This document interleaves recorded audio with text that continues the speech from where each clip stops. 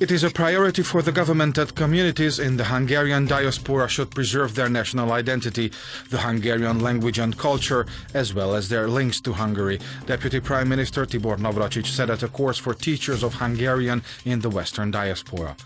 Hungary's EU membership ensures easier communication with the Hungarians in the diaspora, Navracsics said. He added, however, that the opening up of labour markets in other countries has contributed to the birth of new Hungarian communities, primarily because of young people taking up jobs abroad. Transport links between Hungary and Slovakia along their common border will double over the next 7 years thanks to a development project, the State Secretary for Foreign Affairs and Foreign Economy said at the opening of a link road between the Hungarian village of Zemplén-Aged and Nagytárkány in Slovakia. Péter Szijjártó said that the Hungarian and Slovak prime ministers agreed at their July 2nd summit to implement comprehensive developments in transport links between the two countries. As a result, the largest-scale development program in the history of Hungary and Slovakia is being started, he added.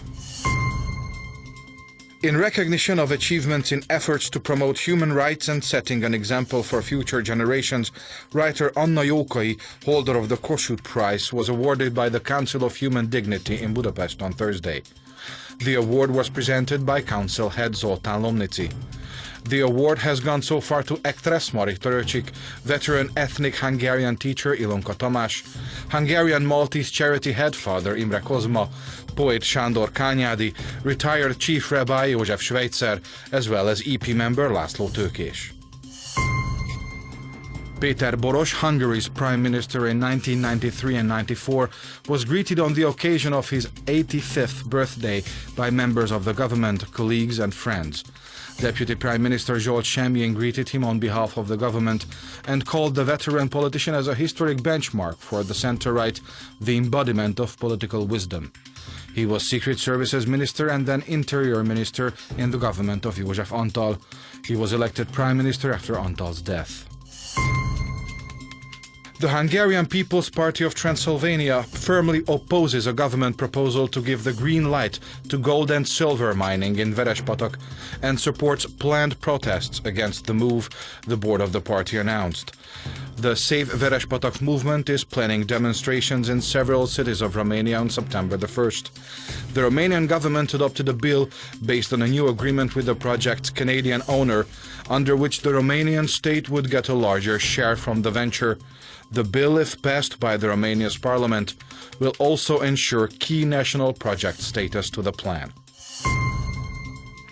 One should never abandon the faith, tears and hope that Kolozsvár represents, Minister of Human Resources Zoltán Balogh said at the closing gala of the Hungarian Days in the city. The minister said that without Hungarian culture, no future can be built in Kolozsvár.